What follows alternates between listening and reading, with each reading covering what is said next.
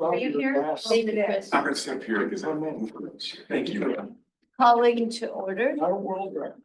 No, but met my. calling to order the April meeting of the Land Preservation Commission, meeting 237. Oh, gosh, David, thank you. I need that.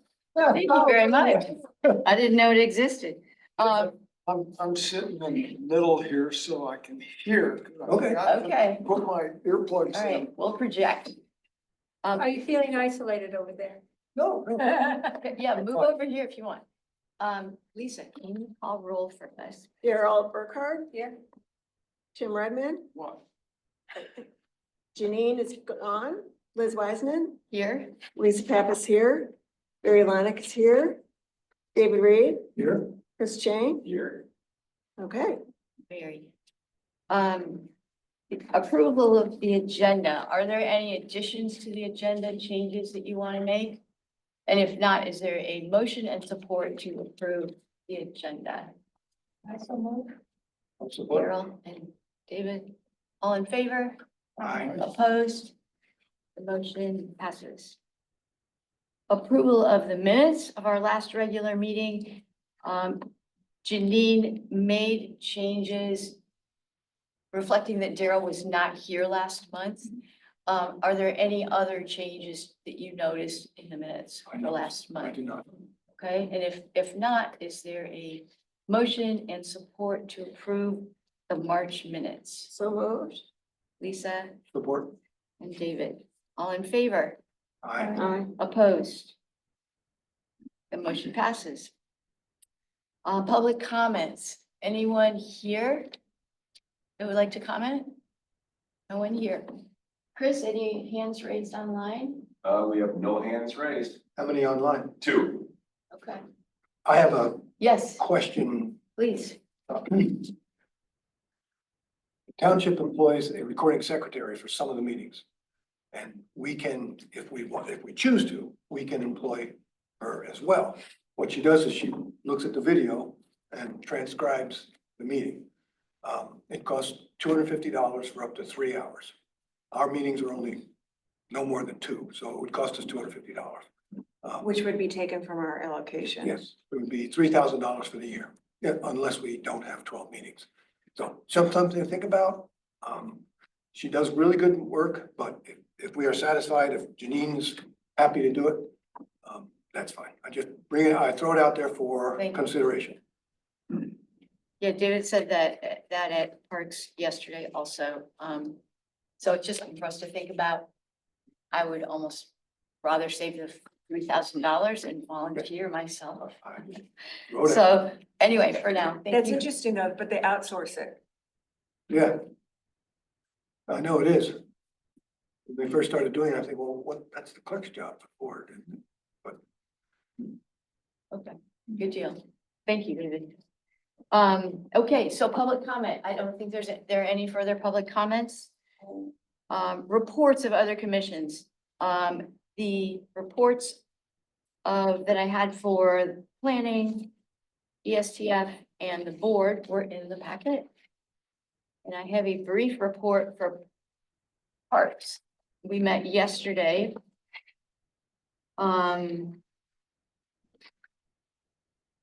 We are hiring 4 interns this summer. 3 of them start on April 21st and are going to work through November, which is a nice long year for them. And 4th is starting slightly after. So they will be very busy this summer, maintaining parks, doing research projects and things like that. Saturdays from 8 to noon, beginning on May 10th, the interns, or I think they're called not interns, they're called technicians. Nats. Natural area technicians. Right. Okay, a new term. Nats. They are going to be leading work days every Saturday. And they're going to be at different parks so that anyone interested can do some park maintenance. And they're going to be 8 to noon every single Saturday, so people don't have to ask. And the locations will be on the township website, as I understand it. And there's a nice little kids play area going in the township park playground back there. if you want to go check it out. There's a nice little sandbox, sand pit, and climbing structure, and Every Saturday, wow. yeah, every Saturday. And So- are the logs for climbing and jumping, is that what those are for? I thought they were Those gonna are, be I like don't know if they're fully circle installed yet, No, but, yeah, but, right. but yes, they are. Okay. So those are my 3 things from yesterday. Yeah. I didn't see the update in the packet for the board table, but Oh, yeah, it was Kathleen, and she just said that you would be approved as our, as oh, our, right. Oh, that's, well, I'm. liaison. Meeting we had, I can add a couple of things to that. Oh, The please, fact yes. that we, and I don't know if this, I think it might be more interested for other people, but the board did approve the purchase of an electric utilities truck. Also approved the. Electric utility what? Truck. Truck. An electric truck. And also approved the upgrade for the path that goes around behind the park, behind Township Park. It's gonna be gravelized. So, that's all. Great, okay. Any questions about any committee reports? No? Okay, here we go. Let's go on to old business. Daryl, financial statements. Thank you for putting together all this info. I know you collected a lot from Chris, but the last one is your creation, right? Yes, agenda. yes, I was trying to say, yes. Okay, So in the financials, we have the balance sheet and the revenue and expenditures reports for January and February. So first I will simply ask if there are any questions regarding these statements. They're pretty much standard. And then I did do a report that shows activity monthly for the last fiscal year. I'm someone who likes to see patterns. And so that's what this last report was that I sent out to everyone to show the changes over the months. So if there are not any questions, I would like to address another issue. are there any questions for Daryl on the monthly financials or her compilation of the last 12 months? Okay, Yes. so the other question is, I just handed out a sheet that is a basic, very basic cash flow projection for the remainder of our referendum, which will be partially discussed in closed session, I think. But what I wanted to ask about is, if you look at our balance sheet, we have had in our checking account, which is non-interest bearing for the last 12 months at least, $865,000. Okay, we don't need that much. No, And it's been on my agenda to try to address this, and I will meet with the treasurer about this. But I wanted to ask the commission what they think that balance should be. And this is going to be my suggestion. If you look at the cash flow projection for fiscal year 2026, that's a modified version of our budget for the next year. I took out the property acquisitions, most of what we projected for next year, because that's hypothetical, but, well, it's all hypothetical, but I left the other expenses in there as used in the budget. And it's coming up with a budget of general expenses of $156,000, which is high. Normally, we're down around 70 or 80, so this is a high projection. But I would like to suggest that we leave about 200,000 in that checking account, so it's 1 year's worth of expenses, so that the treasurer and the accounting department don't have to chronically monitor our expenses to see if we have, or our cash account, to see if we have money to pay our expenses. Does that seem reasonable, or would you like it lower, or? Where would the rest of the money go? It should go into an investment account. If you look at the balance sheet, they've got a pooled savings account. It should go in there and be earning something as opposed to zero. What does that account earn now? I do not know. I would need to meet with the treasurer. Are you going to? I'm planning to. That I haven't called him yet because I want to have this discussion, and then I'll send an email to Ryan.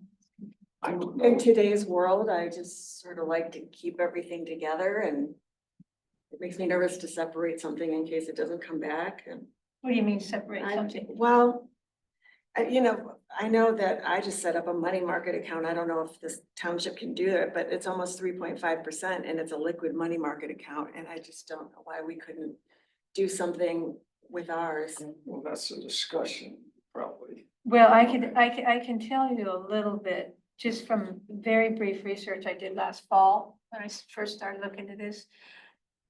As a government organization, there are limitations on what they can do with that money. They're supposed to make sure that it's secure, that it's relatively, I can't remember all the criteria, there's about 4 criteria, but basically, you want to make sure that it's not subject to a lot of risk.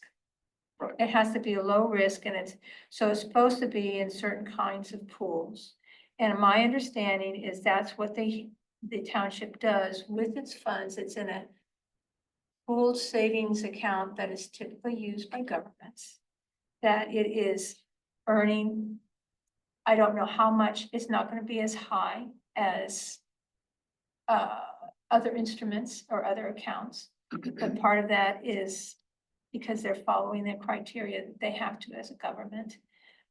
So I don't see us setting up our own individual money market account out there somewhere with some bank. I mean, this has to be, it's government money. It's got to be handled in government.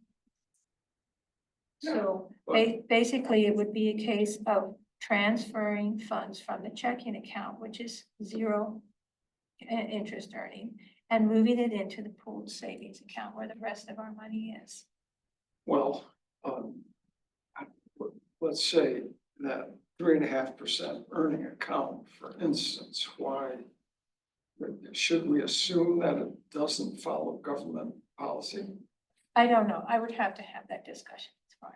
And I just did a cursory glance last fall, and I would have to do that again before I sit down with him to make sure that I can talk intelligently about it with him, but it may not. It's a good idea to get some interest on all that money. It's just, it's. And a keep great in idea. mind, your money market, so I'm flying by the seat of my pants right now. So your money market has FDIC insurance up to $250,000. After that, it's at risk.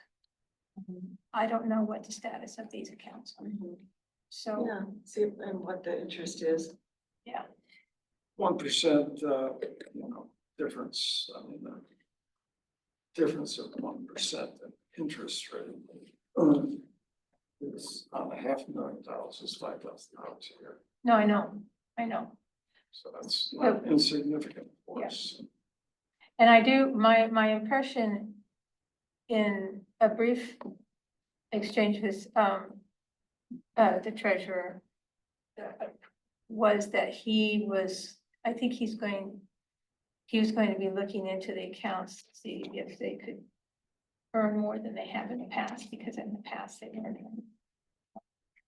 So, Yeah. But again, I have not had that discussion with him, so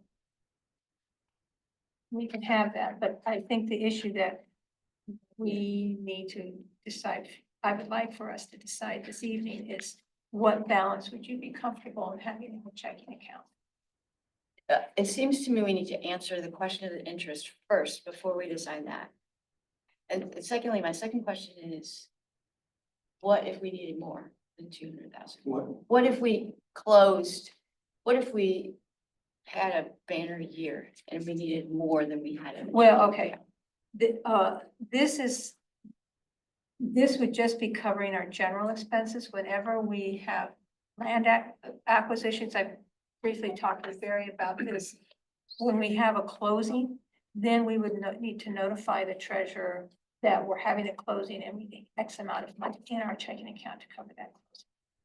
Okay, so we just pull it out of whatever investment vehicle is in. Yes, Okay, yes. For those, for example, this 200,000, if you'll notice in our cash flow projection, we've got Hayden and Hicks in there for approximately 600,000. That would have to be put on top of that. Okay. When the closings occur, okay, as so, opposed to just having money sitting out. I hear there. you. Okay, so do we need to know the interest rate first, or can we No. make this decision tonight? No, the investment, how the money is invested is a separate issue from Okay, how much you want in the checking account. okay, I hear you. So this is pretty much a new business matter then. Do you want to delay a discussion on this? I think we can, you can just put it in your minutes, just where it under financials as an extra financial. Do you all think we have enough information to make this decision tonight? What do you, and Barry? Oh, Checking account? Yeah, No, I think maybe it'd be a good idea to get the advice of the treasurer on this, maybe just politically, so, On how much should be in that checking account? yeah, Well, there's no rush. no, is there, ultimately, it's gonna be what the treasurer is gonna decide, right. because they are controlling the money. Is there a recommendation of what you would like to see as opposed to what he's going to want? Or you don't. I would wanna make a wait? recommendation that we add this as new business for the next meeting, and then until, between then and there, we find out what the interest rate is of Scio's pooled savings, and just look into if there are options for some, two options, the pooled savings, and maybe there's something else that we don't know of. Okay, I will meet with Ryan first. Okay, So you will take that out. I will. That's one of the. Expecting you to, Yeah. but It's a great idea. Not for nothing, but I'd be okay to just tell Ryan, take $600,000 or $700,000 out of that checking account and invest it as best you can. Because he already moved money, he made a change to the money that DDA was, that our previous Right. treasurer had invested in the DDA, for the DDA. And he changed it, and in 1 month, they started getting, instead of $5 or $10, they got $500 or $1,000. So, I mean, he's a smart guy, he knows what to So do. that's what you're talking. Yeah, about. you see, this is, We were talking about Uh-huh. 0.01%. Right, I remember it was pretty low. yeah, It's measurable? yeah, Just barely measured, yeah. At that rate, it's almost not worth. but that's what it was, not anymore. Yeah. So I think I'd just leave it up to the treasurer to say, okay, yes, this $700,000 or $800,000 sitting here doing nothing is ridiculous. I can put, and I think 200, I mean, that's over a year's worth, right? Because Yeah, I know. I tend to go conservative, you know. Yep, yep. But yeah, I would be okay with 150. If he says 200, that's fine, but we got to get at least 600,000 out of there, get it invested somewhere. So do you want to wait another month and bring this up in new business? Is that what we're agreeing to? That's fine with What do we me, and care? I hear what you're saying, David. I'm saying, why do we care whether it's 1.5% or 2% or 2.2%? That's up to Ryan, Yeah, not us. So if we tell him, get the best interest rate you can, but we still need some liquidity. I mean, it can't be in a 1-year bond. I mean, because I know Donna used to have things in 6 and 9 and 12-month bonds. And not at one time we had a closing and she was on vacation. And anyway, so, but I would leave it up to Brian to do. But it's up to the committee the commission to decide. so just to, when I sit down with Brian, what I hope to talk to him about is first, what would be the appropriate amount to leave in the checking account, of which I wanted to run that. I didn't just want to make a decision on my own. I wanted to run this by all of you. On what to put in there, but to encourage him to move the rest of it out because it hadn't been moved out yet. Mhm. And then sit down and talk to him about how the money is invested. But I don't think we really have the power to dictate to him how it's invested. no, I think David is saying the same thing. Yeah. Yeah, Yeah. so we Suggest- can, but I think we're hearing this for the first time and we would like some more information. So maybe if you could sit down and talk with him and then bring back to us kind of a summary of what you all talk about Okay. next month, would that work out? Well, do you want me to go ahead and encourage him to move that money? Or do you? Well, I want to think we're wait? not quite there yet, is what I'm hearing. Really? And you, well, I don't know. I mean, we've got different voices Well- here. I thought I would say trust our treasurer, but if you want to wait for another month, Well, as far as, yeah, you would say trust him as far as the amount you're saying. Because I think Gerald's saying, should we tell well, him what an amount that what we're I'm guessing he's going to say is you only need $25,000 or $50,000, and if it gets down to 10 or 20, I'll put another 30, I'll keep it. Yeah, and if he's able to manage it that way, it's no big, that's the ideal way to do it, to have as little money in a Okay. non-interest bearing account as possible. So why don't you bring that to him and just see Okay. what he says and bring it back and we'll discuss under new business next time? Okay, Does that work? Yeah. What about, Yeah. Tim, are you okay with that? David, do you know if that, government fund is immediately liquid? I mean, I get the impression it is, I don't know for a fact. I know Donna would be able to move stuff out fairly quickly, other than the CD she had invested. But whatever. The thing is, Question. it's really, I think if you, and I'm surprised that it's still sitting there. Because Ryan was going gangbusters about trying to right, get our right. bit That's, better. that's why I wanted to start nudging this That's a great forward, idea. yeah. I would say if you bring that to him, he's 800,000, I'm gonna move that tomorrow. Because it's really up to him. It's Yeah. not up Yeah, to right. us, it's up to Let's him. have the conversation with him. I would be interested to hear what he says. And the other thing that I'll talk to him about is how much notice does he need when we have a closing? Great And question. Exactly. Yeah. how liquid liquid is it, is it? how quickly can you, yeah, that would be those are the kind of the two issues. Okay, Okay, so what I'm hearing is that we've got a great new idea related to financials, and under new business next month, we'll have the concrete details to be able to move on it. Or, well, actually, I kind of suspect Brian will move yeah, on let's, it but anyway, if he but can, he can move on it on his own, Yeah. but this is just, Okay, so but you can bring information back to us anyway next month. okay. Does that sound Okay. good? How far in advance do we know of a closing? A month, a week? At least 2 At weeks. least 2 weeks, okay. That's what our partners, local partners require. Hmm. So they can work it through their Right. accounting process also. So So it's they- within 2 to 4 weeks in advance is when we have a, we can see the closing over there. And I can notify the treasurers, what I've always do with Don, to say, it's gonna come up, it's gonna be, more or less this amount, I'm gonna get closing statements, get you a final figure, but just so you know, 2 weeks. that's where we're headed. Okay, to me, noticing that we have pushing on $1 million sitting in a non-interest bearing account, those are the sort of things that would be nice for our Scio Township folks to notice in managing our money. Where's And the not- savings account line? Well, it's a new regime.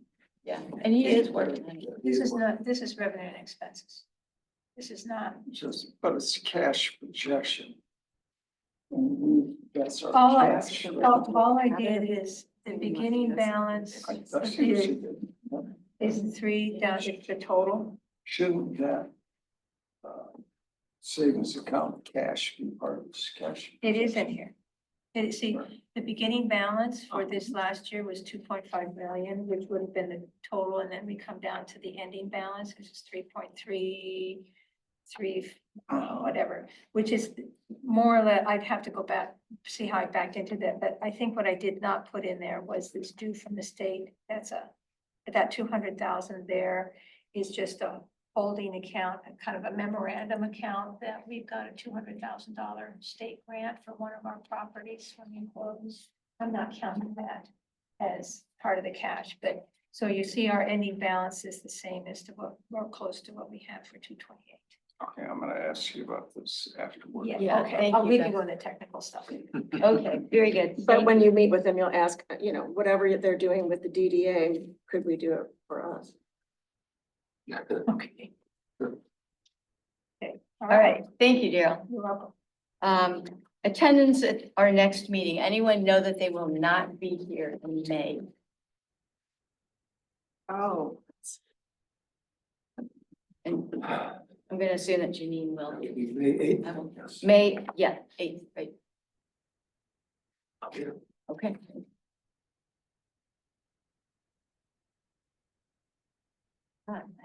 I will look forward to seeing you in May. Okay. New business, federal grant funding. David, you sent out an article.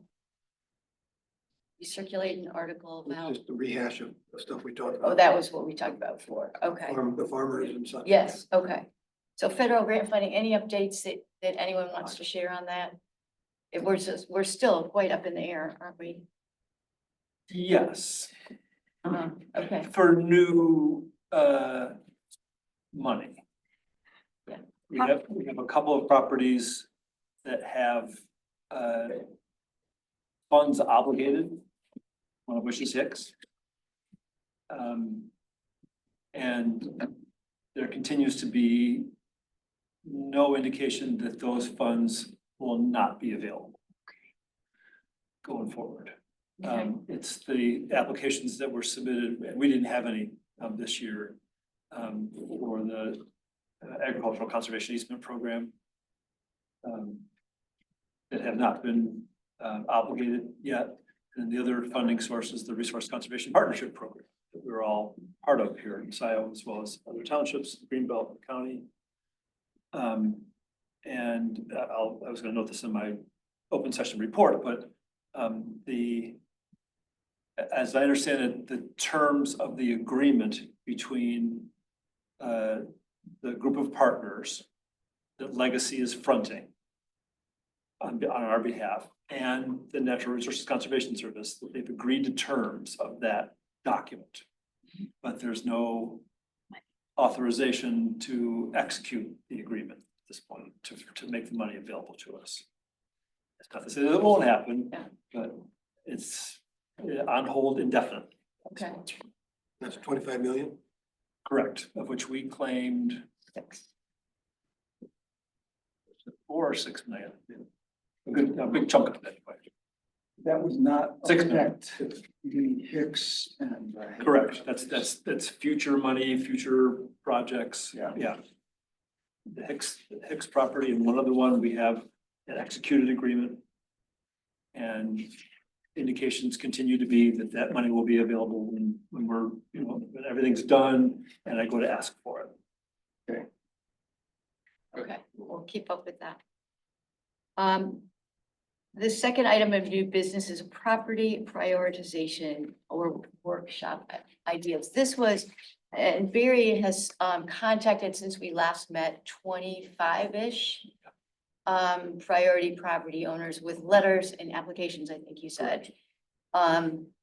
So the question is, do we want to sit down and have some sort of working meeting, or do we want to have a workshop or presentation of any sort to prioritize the properties within the township that we would like Barry to contact the property owners of first? Now, he is already, I think he always starts with a letter, don't you? Yes, Always a letter, you don't just call people. And so, and just an introduction to our program and how we do this and so that people can have a chance to think about it and then contact them.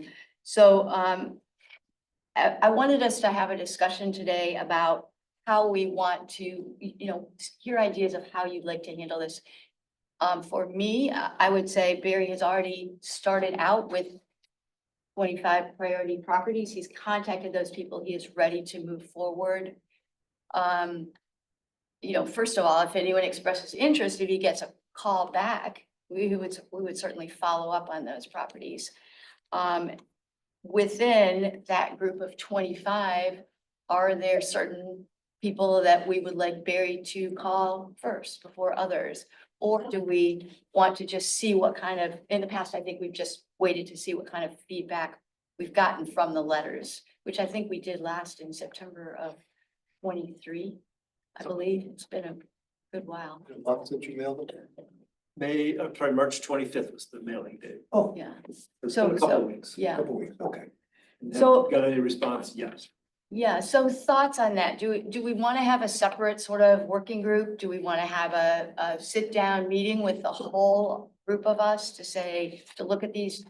I would say 25. Do we want to expand it to all properties in the township? I would say that's maybe opening the door to too much discussion at this point. What's legal to do?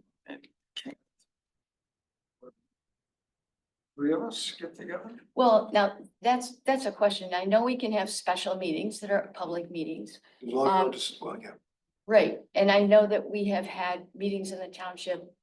I think when we were getting started, when we were transitioning to the new board, that were just sit down working group meetings. So I don't know exactly how that works. I know the board can meet for working sessions as long as, or discussion of items, as long as no decisions are made. No motions are made, no votes are taken. All we do is discuss things. Someone records everything we talk about and. And is that kind of meeting open to the public? Oh, yeah. Okay. Okay. If I may, So, I would think we would be able to have a closed special meeting where we are discussing the prioritization of properties. I think there are special rules around closed meetings, closed session meetings. And I would have to check with, clerk or the supervisor on that. You can't just randomly call a closed meeting. There has to be a specific reason, and I think that reason has to be with specific things, but I don't know, I can check, or any one of us can check. But I personally feel like, and I, just from my work background of generating leads, and then you've got your prioritization project prospects, you reach out to them. I trust Barry to make his follow-up calls as he sees fit. We've got a map that shows the priority projects. We've sent the application and letter to those people over a course of 2 months, 8 weeks. That boils down to about 3 calls per week. I would say Barry just makes 3 calls a week for the next couple of weeks to those that sent, and in whatever order works for him, and it's just a regular course of business in my mind. Well, I think what we had previously talked about or raised as a possible issue was to revisit our prioritization map and update it. Now, 2 months ago, I did hand out a map that's been updated where some of our high priority properties are no longer an option because they've become developed. And it's identified. So it's cleaned up. It's a cleaned up map. But in the process of doing that, I think there's some properties that are not high priority that should be. There are some properties that aren't identified at all that might be desirable to look at and may even be high priority. And it's been, how long has it been since this map was, these priorities were Figuring it done? out right now, actually. 2020. Daryl, I know you sent that map two months ago, all that work you did with all the numbers and all the problems. Can you email that map out? Sure. Thank you. Because, We'll get it digital, yeah. yep, that one. Yeah. I spilled my coffee. I do think it's a great It's- idea to revisit it to make sure, but I don't want to hold up. Well, What it he's got. doesn't hold up what he's No doing. reason. Yeah. It's just, but I think as a commission, we should revisit this and update it. And you can't do that. You know, we have our regular closed sessions, but we're busy talking about applications Mhm. in that, and we never have more than like 10 or 15 minutes at the end. You can't make that kind of, have that kind of Mhm. discussion on what to do with that in that timeline. So it will almost be just a couple hours where that's all you're focusing on, is that. Yeah, and I totally agree, and you never know what's gonna come up, Well, right? I think that's probably why we have those categories that are 15 points, because there are areas like historical significance or, things that we're not considering. So it does make sense to talk about it. What and about say their view. revisiting the categories that we use? Is that what you're talking about? Kind of, yeah, and other, like the Leelanau Conservancy, I know they've got a map, and we can even look at what other organizations are doing. What are there standard benchmarks? Are we following the best practices? And are we missing any categories that align with the sustainability goals that we haven't really talked about? So So that would be more of a process of educating ourselves. yeah, educating ourselves, revisiting the categories and seeing if there are any that might be missing. Well, to me, that's a different discussion. I mean, looking at the priorities on a map is more of a landscape scale issue. What you're talking about is evaluating individual properties, and that does not need to be a closed session. discussion. No, I wasn't talking about a per parcel basis, but you know, you're the one that came up with the ideas, so you can come up with, Well, I think that we've talked about doing Yeah. that before. At this point, we have two that are scheduled to close this year already. It is April, beginning of mid-April. And Barry has taken, I mean, he's our consultant. We are paying him to do consulting work for us, and I would suggest that we allow him to do what you said, Lisa, and maybe just start contacting these people, these 25, which have been on our priority properties list. And then maybe David, check into how we would structure a closed, if we can have some sort of closed discussion of if we wanted to speak of specific properties and maybe modify our map a little bit. Because I want to make sure we do that right, and keep confidential, information that needs to be confidential for now. and let's just separate these. I think your idea came up because we're looking at property prioritization as we look through applications, but we'll separate the two. Barry will continue with his Mhm. work and Oh, start yeah. calling, and maybe next month we can further discuss any workshop ideas, and you'll have feedback on if we can get together. in Yeah, and closed how we session. can do that, Mhm. if we are gonna do that. Yeah. That'd be great. Thank you, David. I do like the idea of seeing if we can pull in other township properties that maybe weren't considered first time around, or when we last did this. I think that's That's a good important. Or even shifting the priorities, like, as a result of some of the successes we've already had. Anyway. I mean, Yeah, we and may there's wanna some that change are the priorities. clearly, larger properties that will just disappear forever, that are, ones that we can go ahead with now, I think, and Barry knows what those are. Yeah, no, this would not in any way impede what Barry's doing. Okay, It's all just, right, it's just revisiting this because it's been a while. right, I'm with you on that. I think that's a good idea. So I know Janine had some thoughts and ideas that she has shared in the past as well. Maybe you two could brainstorm something. Janine. She's, we've talked about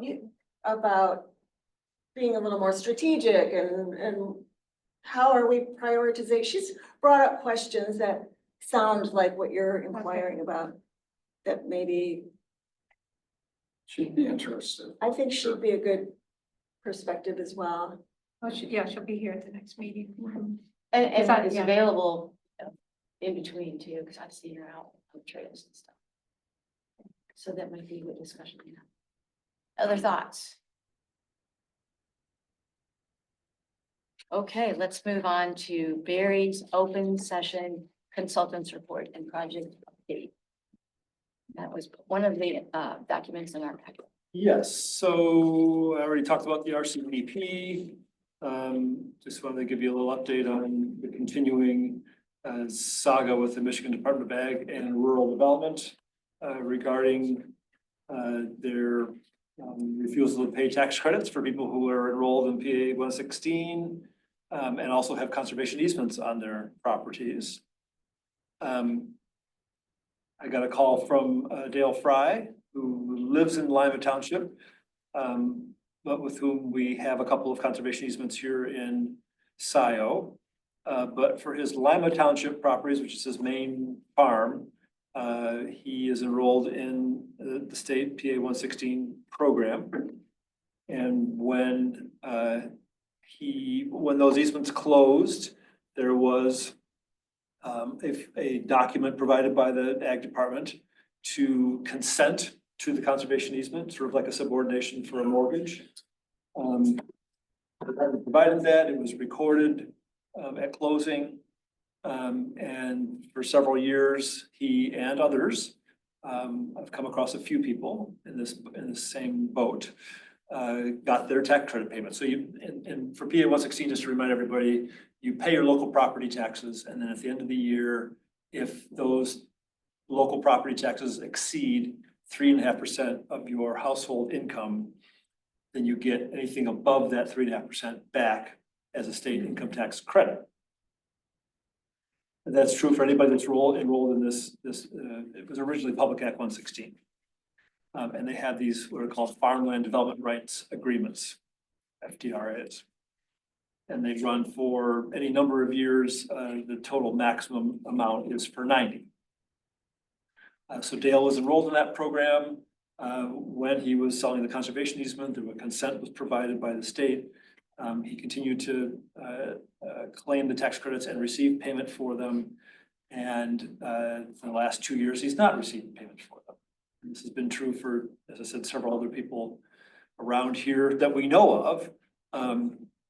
In Dale's case, he got a call from another easement grantor, I think also in Lima or Freedom over that way, who had received a call from somebody in the ag department trying to explain to them why they weren't getting their tax credits.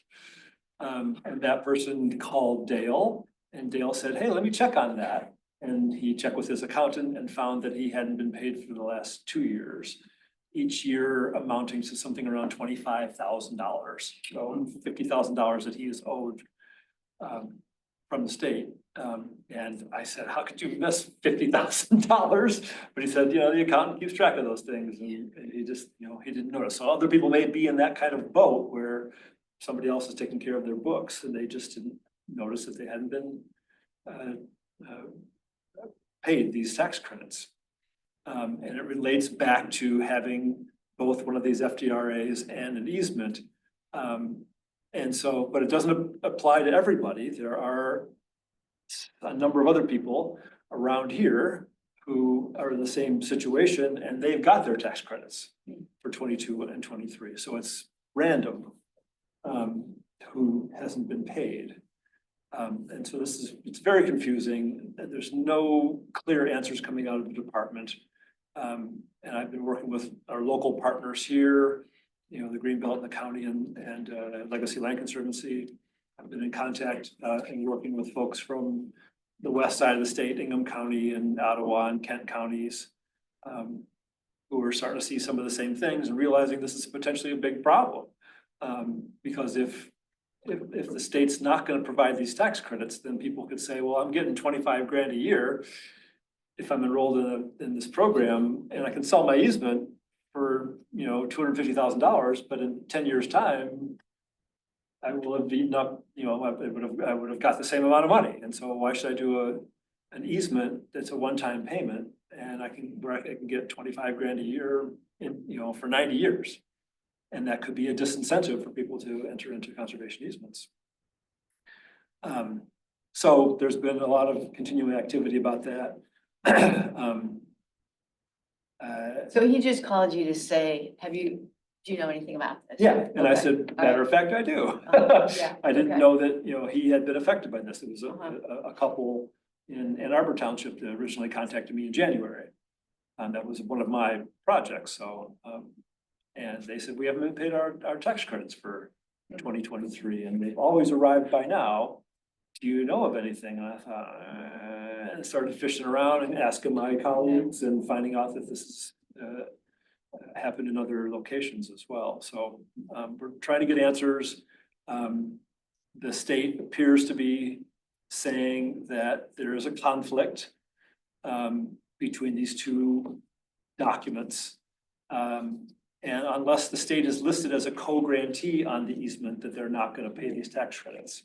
And their solution is to have all of these easements re-recorded with the state listed as a co-grantee, and then they will allow for the tax credits to be paid. Even if the state had no involvement whatsoever? That's correct. Yeah, okay. If the state did, either, They're already. like for Hicks, they're providing a grant for that easement purchase. They will be listed as a co-grantee. That's one of the conditions of our agreement for that grant money. Then it's not a problem. Like the state's only had grant money for, I think this is year 4. So any easements that preceded that definitely did not have it, but then many other easements just didn't have it because there wasn't enough state money to go around. Okay. How many properties in Scio Township are being impacted by this? I don't know, maybe none. I have, It would be only with the ones where the state wasn't a partner. beg your pardon? It would be only properties with which the That's state is correct. not a partner. And where the landowner had one of these FDRA Yeah, agreements Right.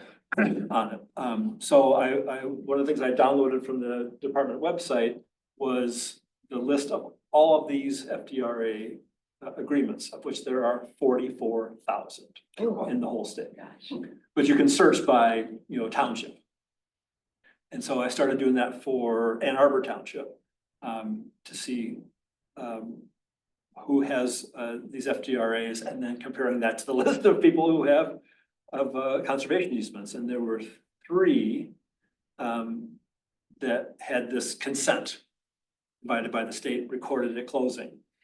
Then there was 4 or 5 others, that did not have a consent. Either they applied for an FDRA after their easement, but no state money was involved, and they've been getting their tax credits, but it's looking like if going forward, they're not gonna get their tax credits.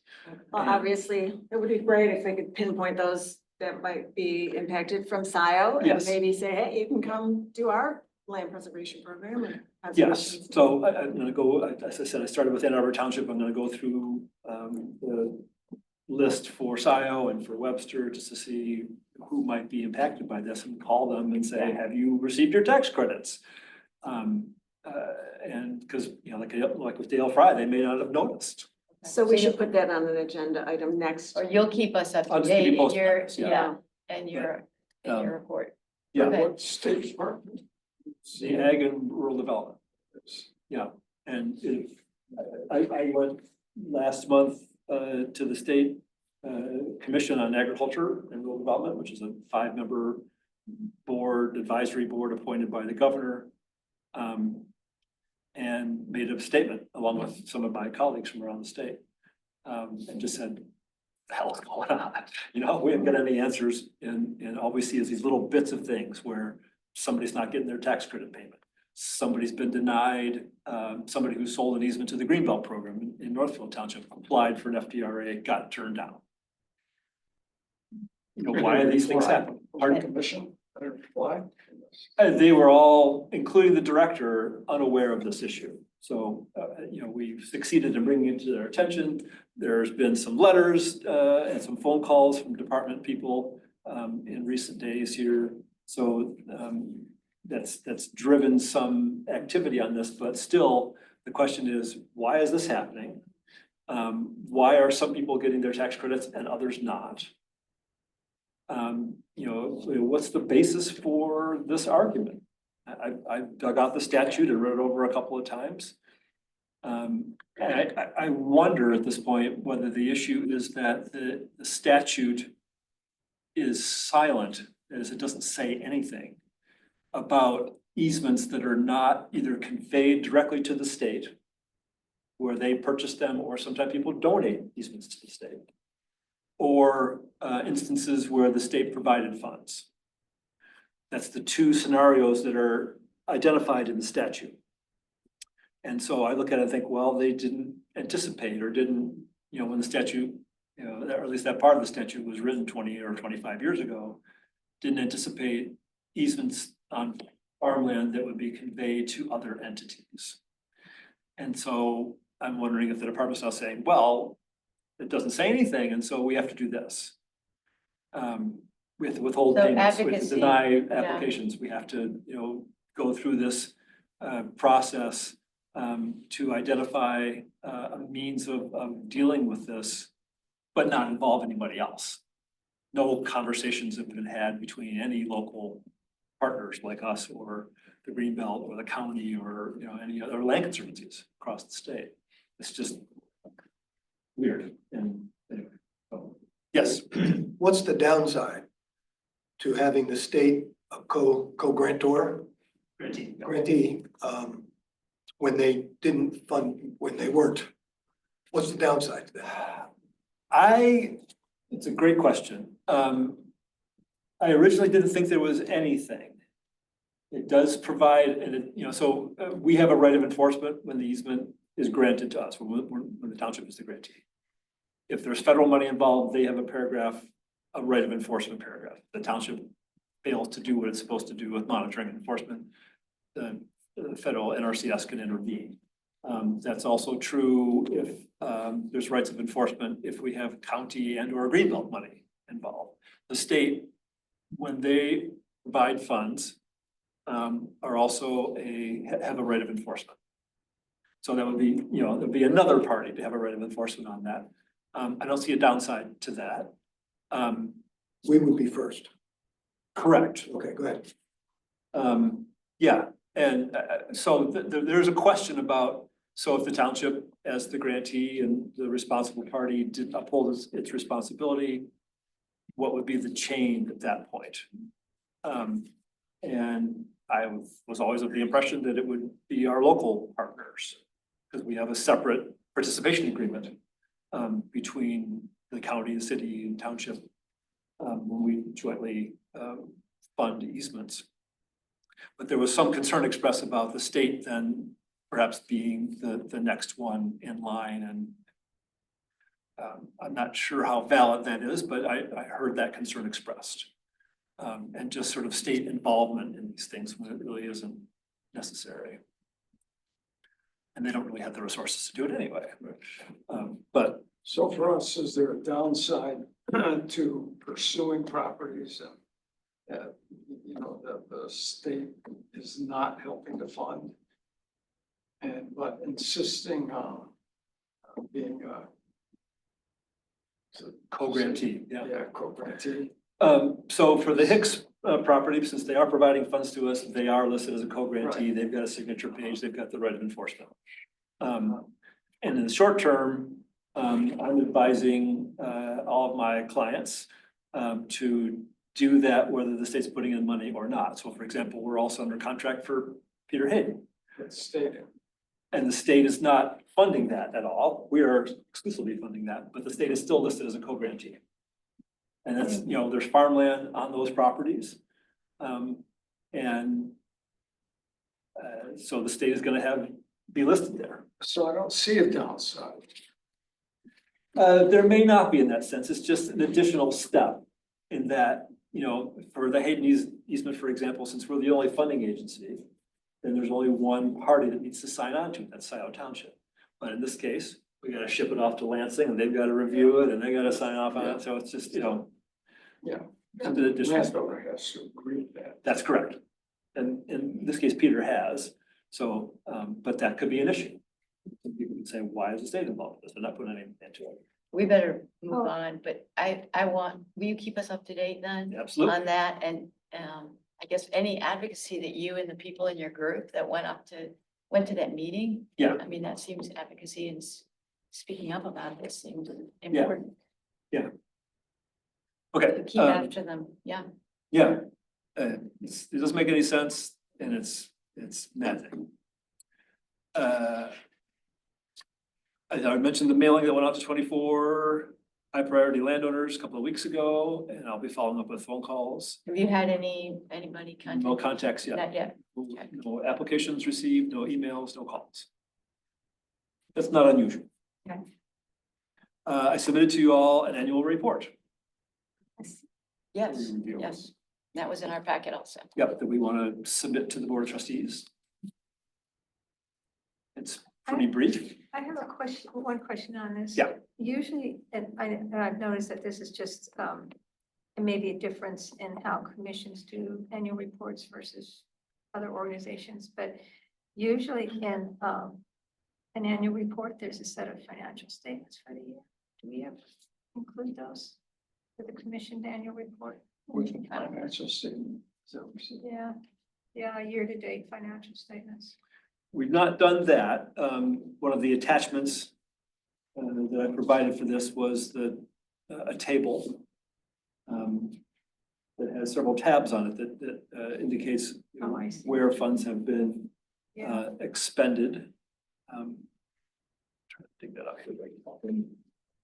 And keep in mind, I come from private, but in dealing with this kind of stuff, I've been for the private sector, so this is a government organization may be different. So you're talking about the expenses summary now, Yes, Right. that Excel document, Yep. which has, which is converted into a PDF for the packet. Yes. So that lists, there's 4 tabs there at the bottom. The first one indicates all of the properties, the projects that have closed, what the closing date was, whether it was agricultural, natural, open space property, or, park property, preserve property. How much money got spent for each one of those, and breaks it down by percentages. The second tab has the appraised value for the rights or the properties. How much Scio contributed to that and what percentage of that appraised value went to Scio, and what the percentage was overall. So 41% of the total appraised value was covered by Scio. And which means we've gotten $1.50 from somewhere else for every dollar that we've put into that. The third tab breaks that contributions of other parties down more specifically. And totals up each one of those categories. So the landowner discount is 1.8 million and the federal program is 3.4. Greenbelt is 2.2 and so forth, where all those funds came from. So $12 million plus came from other sources, and $8 million, $8.4 million came from the township. And the last tab is breaking down each one of those properties by how much natural features they have on them.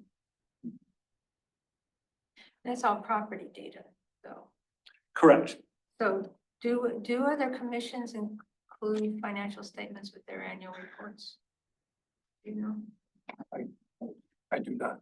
it's just that's just so standard in the private sector that I was surprised last year when I saw an annual report that didn't have it, but that's just something you don't have to deal with this year, but think about moving forward, find out whether or not that would be appropriate.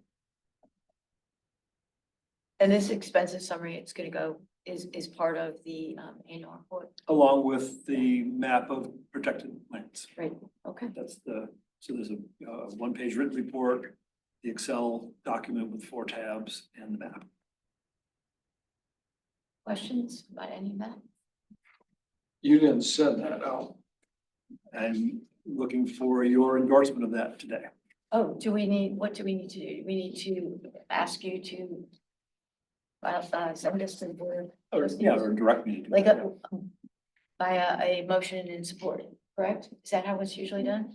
Okay, we're Yeah, new. it can be. I mean, you can also just say do it too. I mean, I don't know if- I mean, I guess it's worthy of a motion. I would Yeah, say, let's just do that.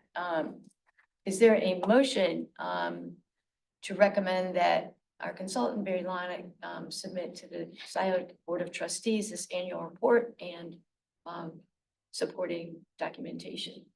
So moved. And I will, okay, to support David, all in favor? Aye. Aye. Opposed? Wait, who seconded that? David. Okay. You might want to put those, I know I didn't check your PDFs of the summary tables closely. Yeah, it may not have worked.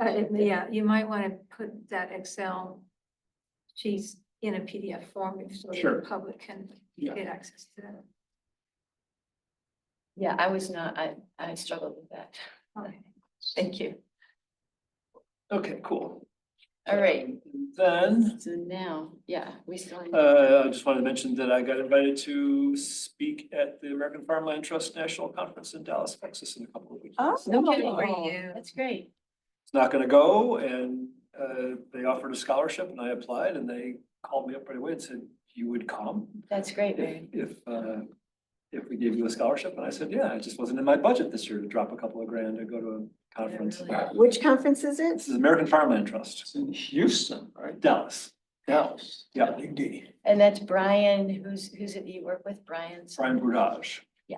Is a local guy. What are you gonna be talking about? And they said, well, great, if you're coming, will you do a session Yes. on local purchase of agricultural conservation easements? And I said, I'd be happy. That is happy to." great. So I'm on a Wow. panel with a guy from Colorado who's talking about economic impacts of the federal grant program. and an AFT representative who's talking about fiscal impact study that they have championed for many years called the Cost of Community Services Study. Where they compare over one fiscal year the amount of revenue generated by residential properties, commercial industrial properties, and open space properties, and then compare that with the amount of service demands they have. How many police calls, how many fire calls, how many kids that need to go to school, how much road maintenance, all those kinds of public costs. And actually, we did one here in Scio. I was on a Zoom with these folks, planning out the presentation this afternoon. And I went, crap, that was 30 years ago. We did one for Scio Township. Wow. We had a bunch of students from the University of Michigan that did it for us. Is it, Saving America's Working Lands National Conference? That's the one. Okay. Who's the individual from I Colorado? sent that out to everybody. You may have, actually. Yeah. The speaker. Yeah, you did. Yeah, and, but also I sent something out about the, short seminars that Yes. AFT is doing online that I think, are you interested in that? thought I have you- to, I just got it this afternoon. Good chances to learn. Yeah, Well, thank you you. must be approved. I don't remember the guy's name off the top of my head, but Okay. I'll dig it out. for you. Just curious. But good, Mary. Yeah, I was really honored by that. Yes. And that concludes your update, right? And then on properties. Oh, right. Oh, so this the is, so update. this is your summary of what we're gonna discuss in closed session, correct? No, this No, is we the still two have- properties that we have under contract. at Oh, this okay, point, good. Which is Oh, the yes. Hicks property. All right, I see what you're saying.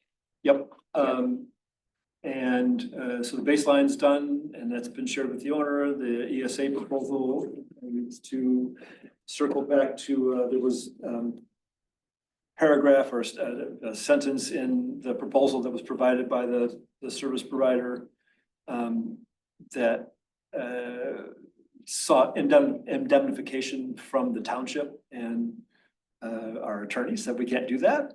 And so that was struck from the agreement. And I sent that to Jillian and she needs to sign that. So. Can you follow up on that, David? Just because it's been a little bit of time, hasn't it? It was a week ago or so that I sent it to her. I think it was Friday last week. Hicks, did you say? So this is the phase one environmental site assessment for Hicks and for Hayden. There were two different proposals. And the revised contract or proposal was provided to Jillian.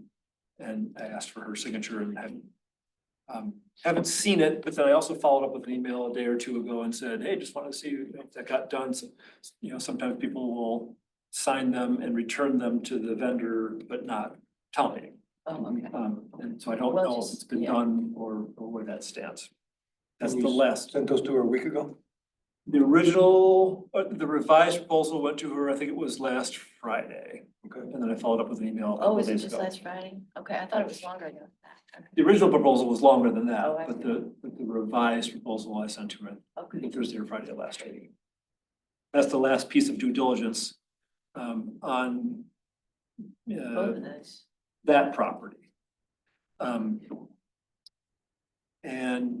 So typically what happens is that I assemble all of the stuff, the baseline, the draft easement, the purchase agreement, the survey, the environmental assessment and so forth, and send that to the Greenbelt and county programs for their review, which can take up to 60 days, usually longer.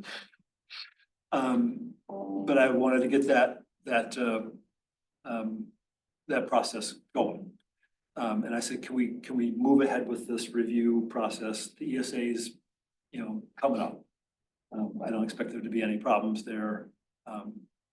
But, and they said, yes, we'll start that clock Right, now. So, right. my biggest concern there is, again, no indication that the federal grant money won't be available for us, but the sooner we move along, the better we are. And part of my reason for that is the fellow who has run that federal grant program for a long time now, 15, maybe 20 years, is taking an early retirement. This month. He said his last day will be somewhere between the 15th and the 30th of this month. And somebody else theoretically will be taking that over. But the sooner the better. Yes. But that's moving along. And then on Hayden, the Board of Trustees approved the recommendation. The purchase agreement was signed. Same thing with the ESA proposal. And surveys in the queue. That proposal was signed, and so the surveyor will be out there sometime soon. And then when that's done, I will do the baseline for that. I'd like to take our surveyor, puts stakes in the ground and ties little ribbons on them, where there are irons put in the ground, and I include those in my photographs. Even though the stakes will disappear at some point, it's still, you can still look at the vegetation or the scene and say, well, if we ever need to, that's where the iron will be if we need to find it. But that survey is not done yet. Not done yet, The survey has been done for Hicks. correct, and the baseline has been done. Yeah, so as soon as that survey is done at Hayden, I'll get out there and do the baseline. I was thinking maybe April, but certainly I think by May, can close that one. That's just our money, so we don't have to go through county or greenbelt or federal or state reviews. It'll happen much more quickly. And that's all for my open session report. Okay, thanks, Barry. Now, how about your summary of what we're going to talk about in closed session? Yes. And whether you anticipate any votes following closed session? Okay, so updates on a number of properties. We have a application that came in recently. We all visited the property. And we have a score for it. So I want to share that with you. That one and one other one, there could be recommendations for appraisals on those. So that's a possible action back in the open session after the closed. We have a discussion about a small property denominator that people drove by. Right? So yeah, mostly just updates on recent activities and a couple of possible recommendations. Okay, very good. Thanks, Barry. Public comments. Anyone out there want to comment, ask a question? Yes. Yes, sir. My name's Charles Todd. You mentioned prioritization maps and/or reports. Is that something that's open to the public? And if so, how would you access them? We have our priorities map that was part of our meeting materials today. And so that's online. So if you go to You misspoke. We have protected properties. protected properties map. Oh, that's right. The We don't, prioritization map is confidential. Can you speak up, please? The prioritization map is confidential, It's confidential, so that's not available to the public. but the annual report should be available for the. And that would be online as well. It was part of the meeting packet for today. the protected properties. map. Yes. Yes, correct. Yeah, And sorry about also- that. I did miss. Yes. It'll also be available to the board of trustees for Yeah, a that's right. meeting. And that will be also public at that point, but it's already the same document. Doesn't matter. Any other comments, questions? No? Anyone? Yes, we have Rob Pattinson. Oh, Rob, hi. Hi, everyone. Barry, when is the Texas conference? The 23rd to the 25th of this month. Okay, and will that be something online that we could record your speech and your presentation, and maybe we could post that to Scio Community News? That's a great thought, Rob. I don't think it's gonna be broadcast. I'm sure that all the sessions will be recorded and made available through American Farmland Trust. Okay, Yeah, you may have to obviously, if you're gonna attend, then you'd have immediate access to all those presentations, but at some point they may make them available, whether that will cost a fee or not, I don't know. okay, thank you very much. There And is, then- and we could, it's definitely warrants maybe putting something in the newsletter to say that our consultant was invited to speak at this respected conference and that he went to it and there's, maybe we could include a blurb like that. Good thing we reemployed him. Yeah. Yeah. For a year anyway. Somebody had something else to say. Yeah, Rob, is that? anything Nope, else? got a couple more questions. Okay, Daryl, you made three, I think it was three, very effective presentations to the Board of Trustees about cost allocation. Did you ever get any answer back about what the plans are for cost allocation for LPC? Well, they have a formula that they use, that I believe is online. Through the discussions that I had with the board, the allocation was modified slightly from last year's. There's three elements, I'm not gonna be able to pull this off the top of my head, but I think there's three elements that they used last year to allocate costs to our funds, and it was the audit.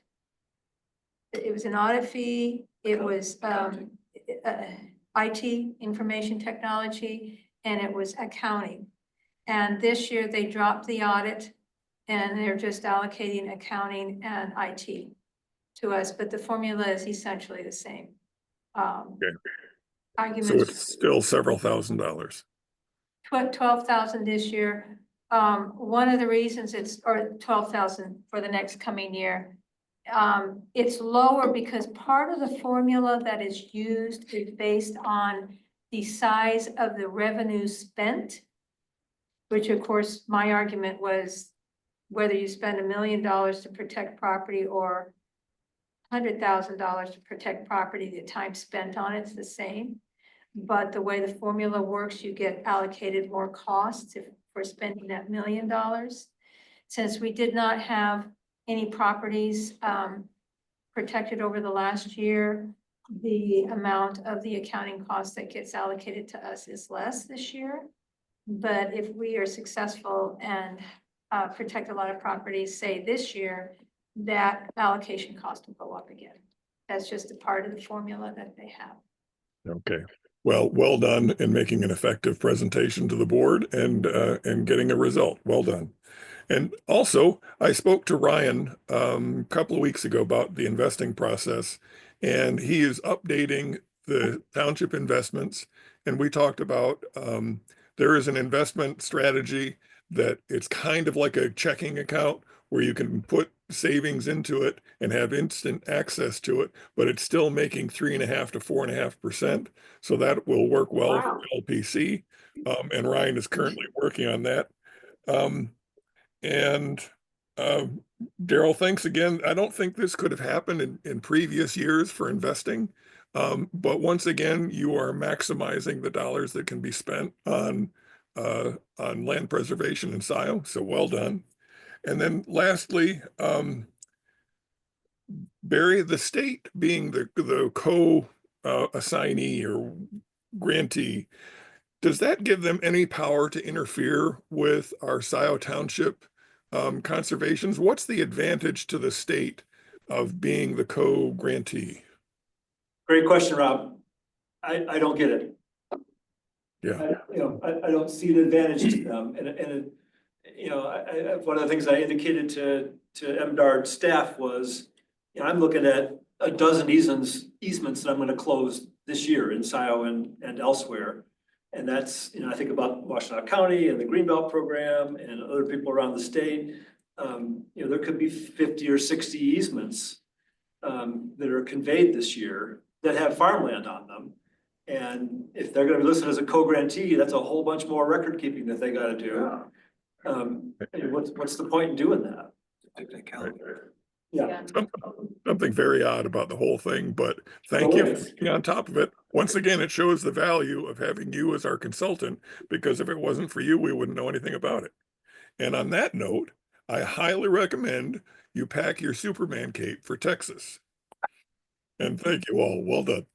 Thank you, Rob. thank you, Rob. Any other hands raised? Chris? No other hands. Okay. We will move on to our closed session. Would someone here be willing to read our closed session paragraph?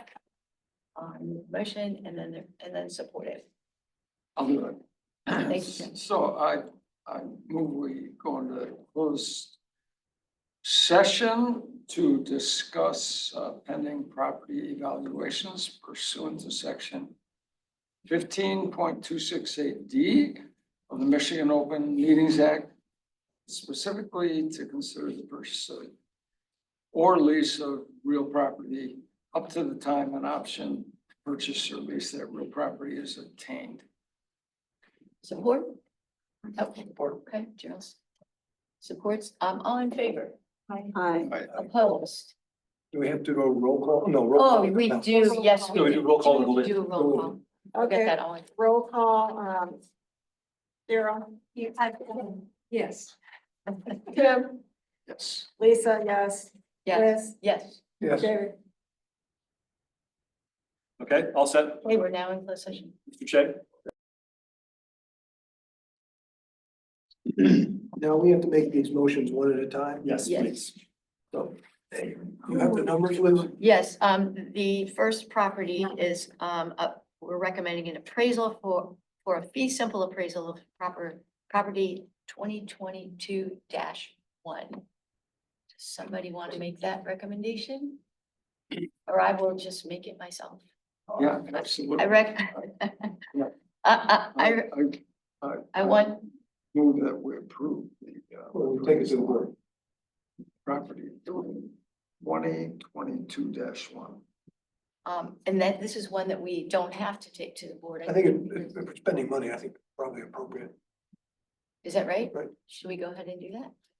Yes. Do we, then we have You to? guys can decide. Yeah. We have not needed to do that in the past because it's less than $5,000, but there's no reason why the board cannot consider this. Yes? Yeah. Let's do that. Okay, so we're making a recommendation to the board. For- Get it on the next meeting. Yeah, we can put it on the next meeting. Okay, that'd be great. For a fee simple appraisal, property 2022-1, is that your, Yes, that's that's it. Tim's motion, and I will support that. All in favor? Aye. Opposed? Okay, the motion passes. Who seconded that? I did. Okay, you made the I motion. meant, Yep. yeah.